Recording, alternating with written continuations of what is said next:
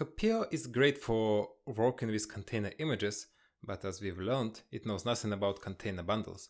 We need another tool that is aware of them, and this tool is called Umoci. Umoci comes directly from Open Container Initiative.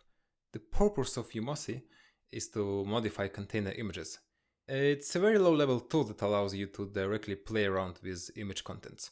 Most interesting for us is that Umoci can unpack any container image into a container bundle.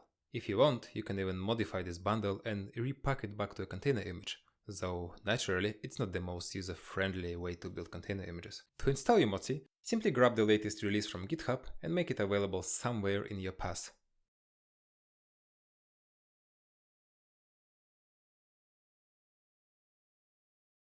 In the next video, we will use Umoci to examine a container bundle. Do you think your project infrastructure is well set and maintained?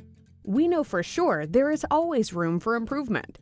If you are uncertain where to begin, let's first do an audit of what you already have.